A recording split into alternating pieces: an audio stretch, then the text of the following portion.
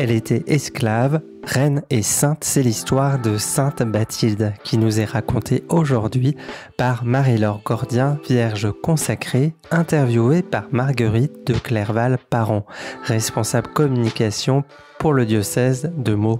Qu'est-ce qu'on pourrait retenir de Sainte Bathilde? Ce que moi j'ai envie de retenir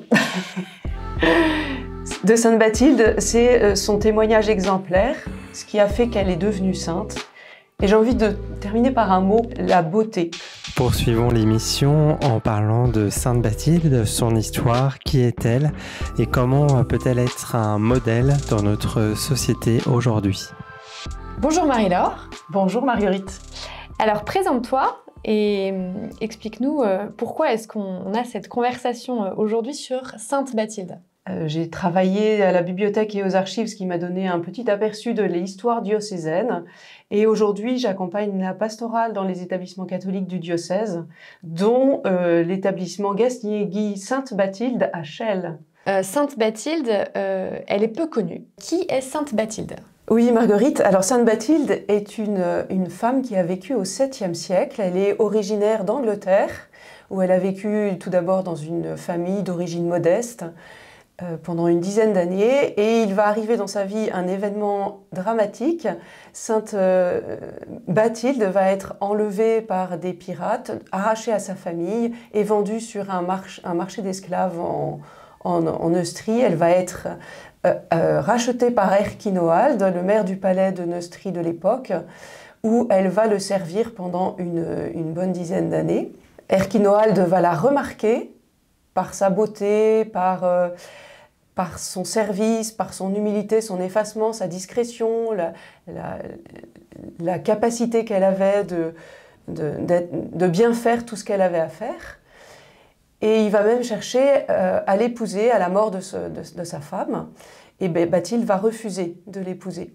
Par contre, Clovis II, le roi des Francs de l'époque, qu'Erchinoald servait lui aussi, va demander à Erchinoald de pouvoir épouser la jeune Bathilde.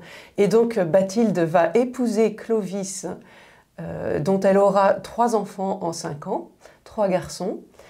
Malheureusement, Clovis va mourir assez jeune et Bathilde va se retrouver veuve avec 3 jeunes enfants. L'aîné a que 5 ans à l'époque.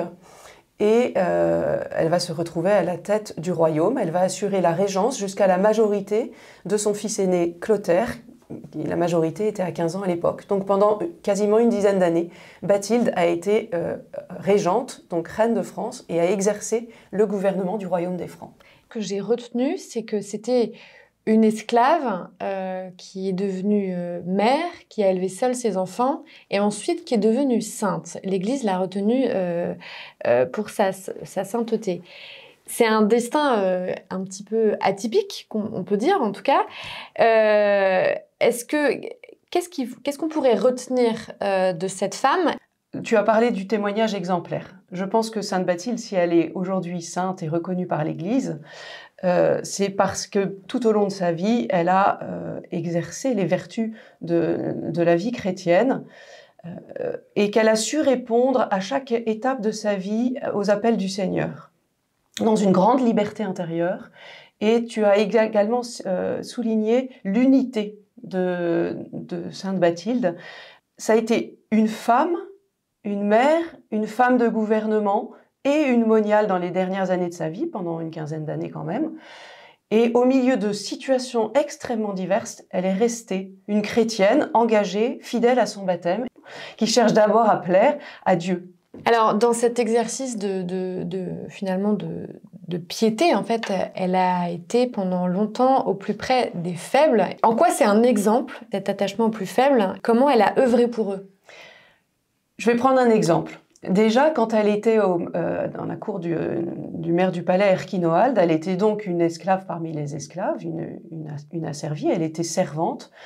Et dans cette mission de servante, elle a cherché à organiser la vie commune avec les autres servantes qui étaient à la cour d'Erchinoald, sans jamais se se valoriser de ce qu'Erchinoald l'avait remarqué, puisqu'il va la choisir pour être son grand échanson. Elle va jamais se servir de ça pour dominer les autres esclaves et les gouverner. Elle va être au service des autres esclaves, jusqu'à même leur apporter de quoi manger, se vêtir, laver leurs souliers, etc. Toutes des tâches très humbles au service des plus humbles. Et ensuite, quand elle sera reine, bien sûr que cette étape de sa vie où elle a été servante l'a marquée.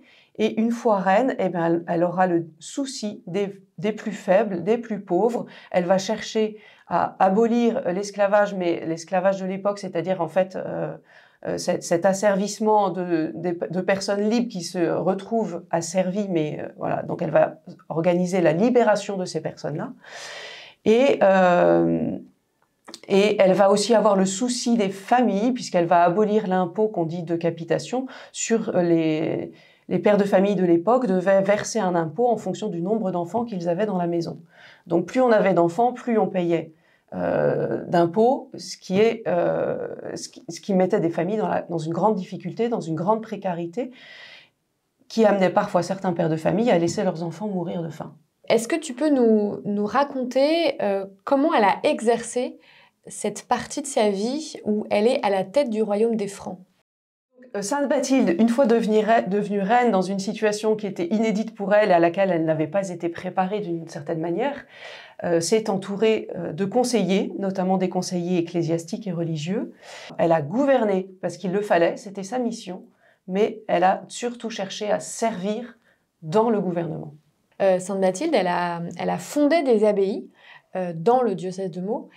Comment cette démarche, elle peut être qualifiée d'unique? C'est vrai que la vie de l'Église à l'époque, l'Église ça faisait 3 siècles maintenant quasiment qu'elle se développait dans le royaume des Francs. Les monastères notamment jouaient un grand rôle à la fois dans le service de Dieu. Ensuite, ces monastères étaient des lieux de culture, d'évangélisation, des lieux de vie sociale puisqu'ils étaient implantés sur un territoire et qu'ils avaient un grand rayonnement. Et tous ces monastères étaient d'ailleurs des lieux où les pauvres étaient accueillis. Et à Chelles, c'est le cas. Et aujourd'hui encore, on commémore notamment la générosité de Sainte Bathilde à travers une coutume à Chelles qui est propre, qu'on appelle la donnée de Sainte Bathilde. Voilà, donc c'est sûr que Bathilde, femme de gouvernement, a également permis le déploiement de plusieurs grandes abbayes. Chez nous, c'est Chelles, mais il existe aussi Jumièges, Corbie et d'autres encore. Tu l'as bien dit, Marie-Laure, Bathilde, elle incarne à la fois le courage, la foi et l'engagement, notamment l'engagement pour les plus faibles. On a bien entendu qu'elle a accueilli tout au long de sa vie avec humilité ce que Dieu lui offrait à vivre et elle a cherché à remplir en tout cas ses missions avec unité et toute l'unité de sa personne et son identité de chrétienne. Aujourd'hui, son témoignage, il est peut-être peu connu. Qu'est-ce qu'on pourrait retenir de Sainte Bathilde? Ce que moi j'ai envie de retenir de Sainte Bathilde, c'est son témoignage exemplaire, ce qui a fait qu'elle est devenue sainte. Et j'ai envie de terminer par un mot, la beauté. Sainte Bathilde était une jeune fille qui avait une beauté physique, certes, puisqu'elle a été remarquée par Erchinoald, que même Clovis va vouloir en faire son épouse parce qu'il l'a remarquée aussi, même si... Voilà. Et donc une beauté physique, mais plus encore une beauté spirituelle, une beauté intérieure que Sainte Bathilde a déployée tout au long de sa vie en cherchant à faire grandir toutes les grandes vertus chrétiennes. On a parlé toutes les deux de l'obéissance, mais aussi l'humilité. Elle a été servante et elle ne s'est pas aigrie dans le service. Elle a vécu son service avec une grande humilité. Sa prière, bien sûr, une chrétienne, son honnêteté et puis l'unité complète de cette femme qui, à travers toutes les circonstances de sa vie, a su être profondément chrétienne dans son cœur. Merci beaucoup Marie-Laure pour cet échange sur Sainte Bathilde qui est quand même une personne marquante par son destin unique, qui était une esclave devenue mère puis reine et sainte. Elle s'est éteinte à l'abbaye royale de Chelles qu'elle avait fondée en laissant une identité unique. Merci beaucoup. Merci. Vous avez écouté Marie-Laure Gordien et Marguerite de Clerval-Parent au sujet de la vie de Sainte Bathilde, car aujourd'hui, une église sanctuaire est construite à Chelles, en Seine-et-Marne, et porte le prénom de Bathilde.